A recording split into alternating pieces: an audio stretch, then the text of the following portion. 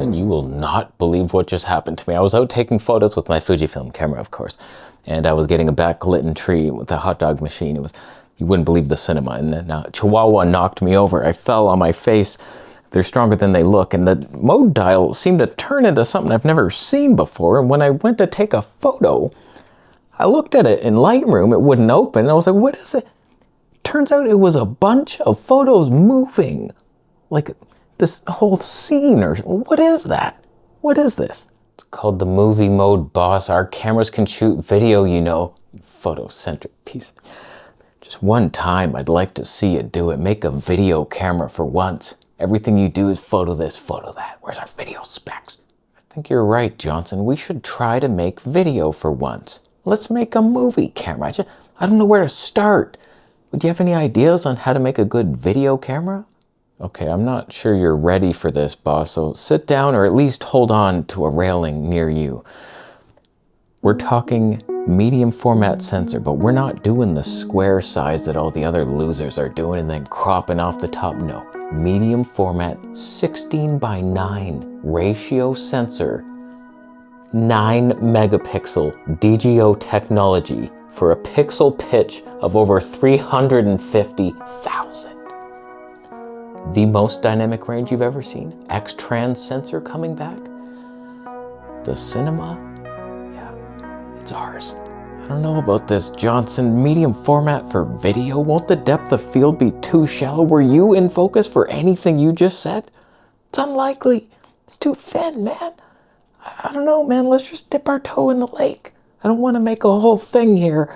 Boss, if we're going to go through the trouble of doing this thing, we do it right from scratch, okay? We develop everything for video. It's going to be the greatest thing. It's going to overtake ARRI, more dynamic range than anything. I'm excited. Everyone will be. And we'll price it aggressively. 8,000? That could work. I have a better idea. Let's just reuse our photocentric 100 megapixel camera. That can do video, right? In a cinema body. People will shoot movies on that. What's rolling shutter anyway? It's like not even existing. People are whip panning. That's not a thing. No one does that. No one moves the camera. We'll just put it on a tripod. Your whole movie's on the tripod and the scene never moves. It's like it makes you feel at home because it can't move. Sir, take what I'm about to say with a grain of salt. But I hope a rabbit army of chihuahuas overtake your life if you use that photocentric sensor in this video camera. I swear to Chihuahua hell right now, I will end you. I will be in focus while doing it. Huh? All I want is the perfect camera. All I want is the perfect camera. So we have a lot to get to. I don't know what happened this week where there was a camera explosion of just release after release and phones and Techtember. I thought it was Techtober. You Christmas junkie freaks. Why are you bothering me, bombarding my feed with new releases? I can't keep up. But first we get to the GFX Eterna 55. We're obviously on the Fujifilm GFX 100S with a secret lens that you're not allowed to know about just yet. But that's happening. So this thing is renounced. Renounced was not the word. Oh boy. It's weird that there's no YouTubers getting this. It's too special for them. So it's like only Fujifilm promotions. So even their home page doesn't have all the specs. Usually there's like a very detailed spec and what crops and everything about the video frame rates. I see none of that. So all we know is it does 4K 60, it does 8K 30, some open gate, 30 frames per second. It's boring. I didn't even see an HD 120, but it should be in there, but it's not on the official site. Just, why are you doing this to us? You're the 4th company now to release your photocentric camera. Take that sensor and put it into a cinema body. The Sony FX2 did it. It's like, oh, here's our photo hybrid A7 IV sensor. It's a cinema body, I swear. You're not developing a cinema sensor like you did years ago with the A7S III. So like Nikon just did that. ZR, here's our cinema cam. It's our photo hybrid sensor. Sorry about that. We didn't feel like making something new. Canon, also super high megapixel. Where's my Blackmagic OG in a medium format sensor? What happened to Fairchild? Do you remember the Fairchild sensors? Like, you couldn't beat it, and then they just disappear? Is that fair to your child? It's not. So Fuji, it's a photocentric, like, we're on that sensor. It's glorious, but like, it's stupid. It's not like this blows me away. It's line skipped 4K, but like, whatever. For my face, I don't mind that. But like, to film something, I would never choose this Eterna thing. The only real good thing that came out from that announcement is the potential that Fuji is now making film sim LUTs for all their F-Log 2C. It might just be for this camera and not for every other one that I own, which would suck. That'd be a slap in the face. But if it is, then boom. Like, right now we're in Pro Neg high or standard, the more contrasty one, I forget. And it's cool. And it's about the same dynamic range in DR400 as F-Log. But like, F-Log 2C on the XH2S, come on now. Too many numbers and letters for you, sorry, you tuned out. Slap yourself awake, asshole. But as I'm looking over this release, like, there's no RAW. Does it matter? Hardly. Like, I'm often shooting on just the standards now. I'm sick of log.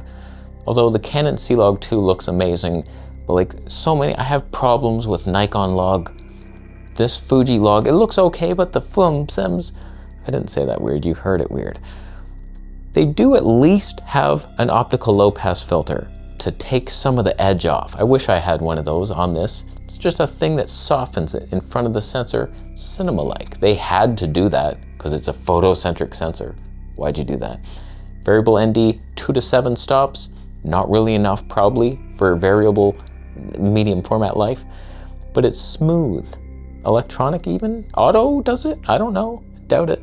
It also has 2 lame LCDs on the side. I almost thought that was it. I was like, you're joking, right? They don't even articulate to vlog with, but they do have like a 5-inch, almost as nice as the Nikon ZR monitor. It's actually twice as bright and 1 inch more. It's not bad, but it's huge. And the last thing I noticed was it's using the old battery, same as this one, to power a cinema rig. It's a weird thing that it's in there as like a backup, and then you V-mount your way through life. That's not a lifestyle I promote. So, I don't know, as a release in general, it's very expensive. It was not designed for video. You'd be better off with just getting this used. Why are you doing this to us? Does this really mean that this is your video camera and now everything else is going to be only photos? Probably, because that's your life. Fuji is all photos, 1% video. And now they have their video camera that's 96,000. And they also released a 32 to 90. It's a 3.5, so like roughly 2.8 equiv power zoom cinema giant thing, flat and clinical as hell. No reason to ever get that. And one of the cooler things to be released slid under the radar, nobody even noticed it. It's a SSD case holder thing. That's an external drive that opens immediately whenever you try to open it. So this thing slides off. This wasn't sent to me for free. This is not a Schultuber portion of this video. Then you buy your own SSD. USB 4 compatible, anyone? So I put it to the test against my rock solid SSD, and mine was out in the lead for a bit. I don't know why mine just died in my arms for a second there, but like, it started out pretty strong. It was like 2 gigs a second. I'm like, we're gonna be done, and it really got caught up. But yeah, this new Zicky boy is pretty speedy, and I'm just using my old ass USB port. Like, I don't have a USB 4 thing. They reached out to me when I had the Mac, and it's like, yeah, I sold that, sorry. I wanted to see if I could edit off it, if it was better. It was actually a tad bit slower than my internal SSD, but that's with my slow drive, so tiny little thing. Comes with a little USB that sticks right in there for your laptop light, or it comes with a longer cord, and it's decent. Highly recommended. It's just the enclosure. You have to buy the SSD yourself through my affiliate links. I'll leave. There were so many announcements over the past week. I was wondering, like, is there a list somewhere that I can just read it off and then I'll know? I just asked, like, what are the latest cameras released this week? And AI says, there have been no major camera model. Like, what the hell are you talking about? There's been like 15. There's been so many things. You're like, nothing to see here. Thank you so much. Glad that's the first thing that pops up. Google, you're the best. Glad I don't ever have to click off your site and you get all the ad revenue. Just a side rant about AI and the internet in general and bots. And we'll get into all these other releases. You're not real. Every day I release a video and then 8 sexy spam bot girls are like, hey man, what a great video. Like generalized, you're just a robot. Your brain is made of robot meat. I don't want you in my life. And then I'm forced to see, I got this comment the other day, and it's like, oh, so many people praise this book, The Manifest Unseen. But I'm like, what are you talking about? It has nothing to do with my video.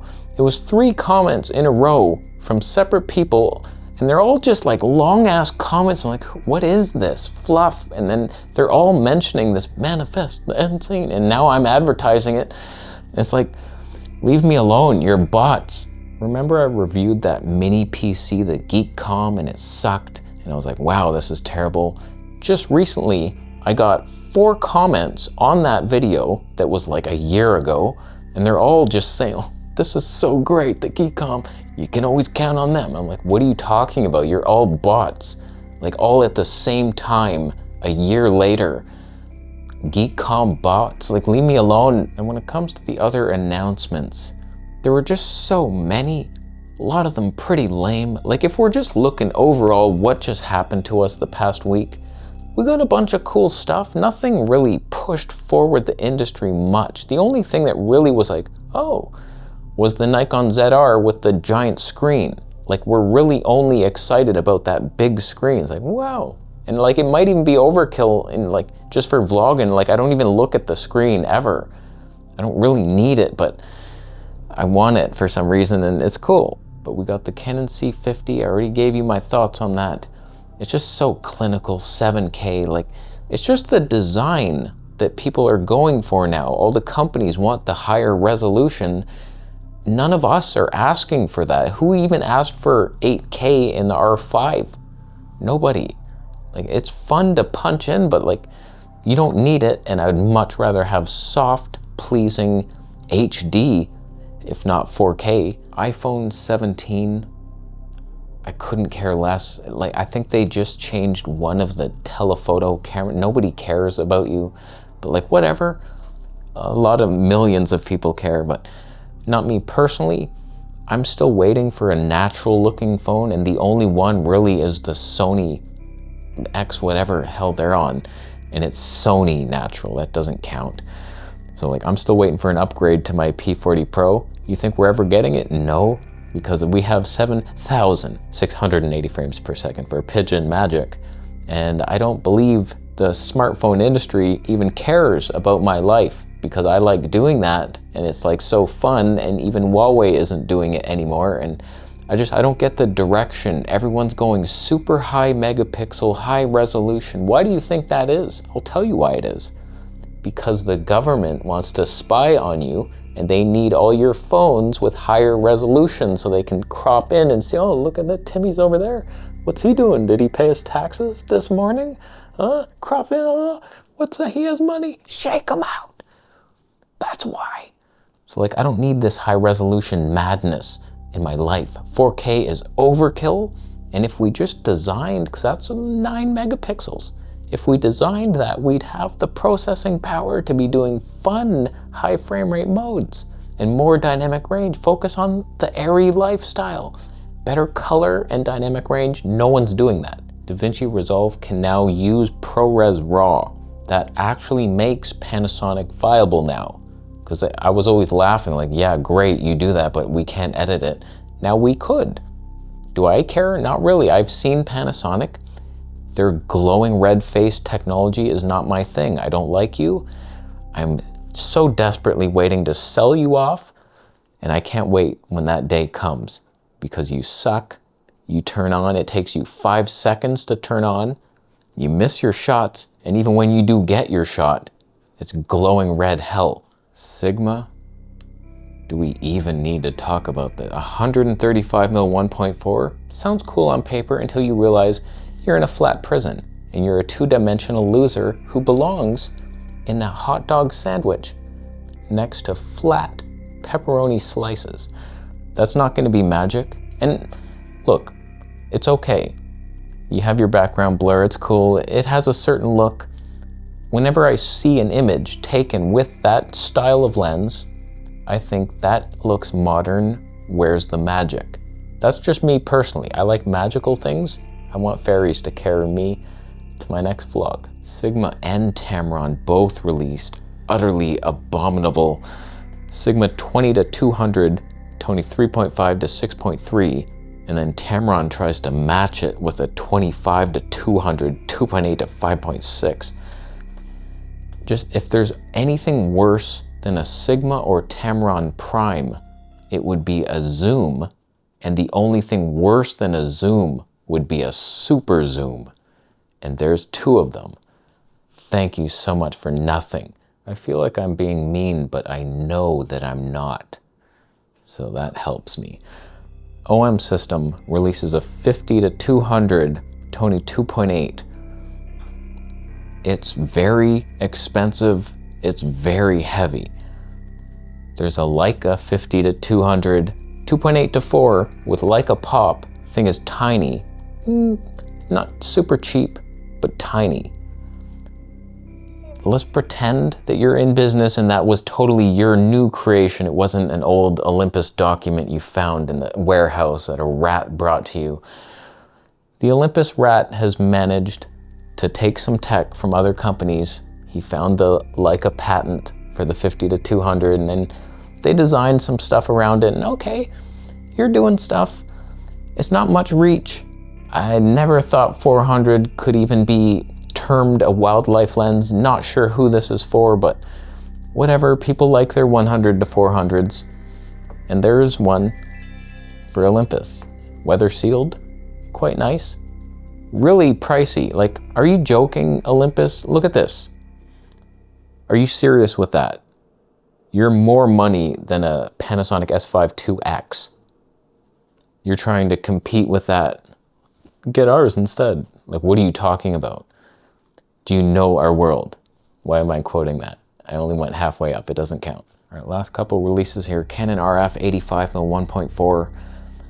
You know my opinion, it's just a flat, clinical, modern design, and we're sick of it. There's nothing to look forward to in RF mount.